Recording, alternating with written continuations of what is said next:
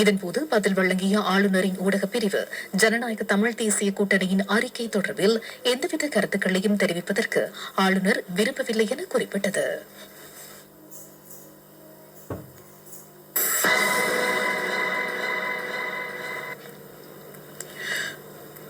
வடக்கு கடல் எல்லைக்குள் கைது செய்யப்பட்ட இந்திய கடற்றொழிலாளர்கள் 25 பேரையும் காங்கேசன் துறை கடற்படை தளத்துக்கு அழைத்து வருவதாக இலங்கை கடற்படை அறிவித்துள்ளது. ஆரம்பகட்ட விசாரணைகளின் பின்னர் அவர்கள் அனைவரையும் மேலதிக சட்ட நடவடிக்கைக்காக கடற்றொழில் திணைக்களத்திடம் ஒப்படைக்க தீர்மானிக்கப்பட்டுள்ளதாக தெரிவிக்கப்பட்டுள்ளது. முன்னதாக எல்லை தாண்டி கடற்றொழிலில் ஈடுபட்ட குற்றச்சாட்டில் இன்று அதிகாலை இந்திய கடற்றொழிலாளர்கள் 25 பேரும் கைது செய்யப்பட்டனர். இவர்களின் 2 இழுவை மடிப்படகுகளையும் கடற்படையினர் கைப்பற்றியுள்ளனர். கைது செய்யப்பட்ட 25 கடற்றொழிலாளர்களும் காரைக்கால் பகுதியைச் சேர்ந்தவர்கள் என இந்திய ஊடகங்கள் செய்தி வெளியிட்டுள்ளன.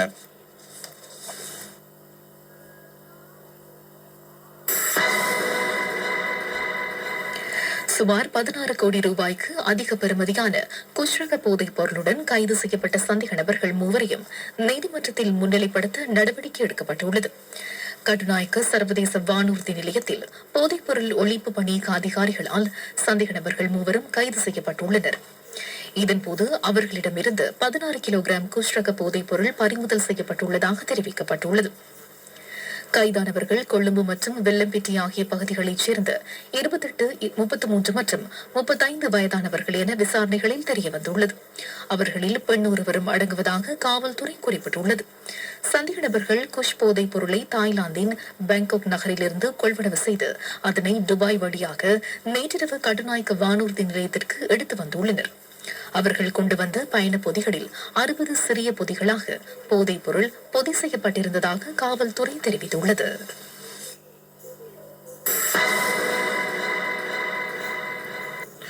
நாடாளுமன்ற உறுப்பினர் நாமல் ராஜபக்சவுக்கு எதிராக தாக்கல் செய்யப்பட்டுள்ள கிரிஷ் வழக்கு மீதான விசாரணை ஒத்திவைக்கப்பட்டுள்ளது. அதன்படி குறித்த வழக்கு எதிர்வரும் 19ஆம் தேதி விசாரணைக்கு எடுத்துக் கொள்ளப்படும் என கொழும்பு மேல் நீதிமன்றம் இன்று உத்தரவிட்டுள்ளது. சட்டத்தரணிகள் இன்று நீதிமன்ற பணிகளில் இருந்து விலகியிருக்க தீர்மானித்திருந்தமை அடுத்து இதற்கு காரணம் என தெரிவிக்கப்பட்டுள்ளது. குறித்த வழக்கு விசாரணைக்கு எடுத்துக் கொள்ளப்பட்ட போது பிரதிவாதியான நாமல் ராஜபக்ஷ நீதிமன்றத்தில் முன்னிலையாக இருந்தார். முன்னதாக ரக்பி விளையாட்டை மேம்படுத்துவதாக கூறி இந்திய கிரிஷ் நிறுவனத்திடமிருந்து 70 மில்லியன் ரூபாய் பணத்தை பெற்று அதனை தவறாக பயன்படுத்தியமை தொடர்பில் சட்டமா அதிபரினால் நாடாளுமன்ற உறுப்பினர் நாமல் ராஜபக்சவுக்கு எதிராக இந்த வழக்கு தாக்கல் செய்யப்பட்டமை குறிப்பிடத்தக்கது.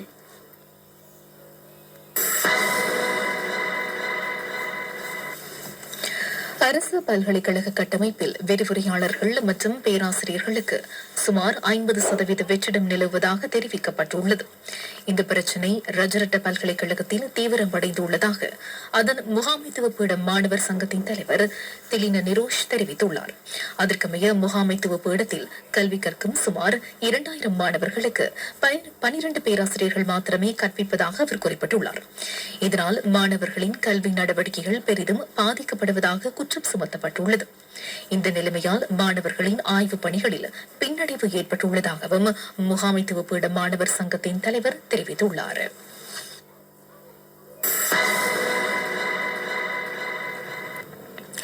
நாட்டின் சில பகுதிகளுக்கு விடுக்கப்பட்ட மண் சரிவு அபாய எச்சரிக்கை தொடர்ந்தும் நீடிக்கப்பட்டுள்ளது. அதன்படி நுவரெலியா மற்றும் மாத்தளை ஆகிய மாவட்டங்களின் சில பிரதேச செயலக பிரிவுகளுக்கு விடுக்கப்பட்ட மண் சரிவு அபாய எச்சரிக்கை நீடிக்கப்பட்டுள்ளது. அதற்கமைய நுவரெலியா மாவட்டத்தின் நில்தண்டஹின்ன மற்றும் வலப்பனை ஆகிய பிரதேச செயலக பிரிவுகளுக்கும் மாத்தளை மாவட்டத்தின் வில்கமுவ பிரதேச செயலக பிரிவுக்கும் மண் சரிவு அபாய எச்சரிக்கை விடுக்கப்பட்டுள்ளது. இதேவேளை நாட்டின் சில பகுதிகள் இன்று பிற்பகல் 2 மணிக்கு பின்னர் மழை அல்லது இடியுடன் கூடிய மழை பெய்யக்கூடும் என வளிமண்டலவியல் திணைக்களம் எதிர்ப்பு கூறியுள்ளது. அதன்படி மேல் மற்றும் சபர்கமோ மாகாணங்களிலும் காலி மற்றும் மாத்தறை ஆகிய மாவட்டங்களிலும் இன்று பிற்பகல் வேளையில் மழை அல்லது இடியுடன் கூடிய மழை பெய்யக்கூடும் என எதிர்ப்பு கூறப்பட்டுள்ளது. இந்த செய்தி உள்ளிட்ட மேலதிக விரிவான செய்திகளுக்கு www.suryanfm.news.lk என்ற இணையதளத்திற்கு பிரவேசியுங்கள். உள்நாட்டு செய்திகள் கேட்டீர்கள். வெளிநாட்டு செய்திகள்.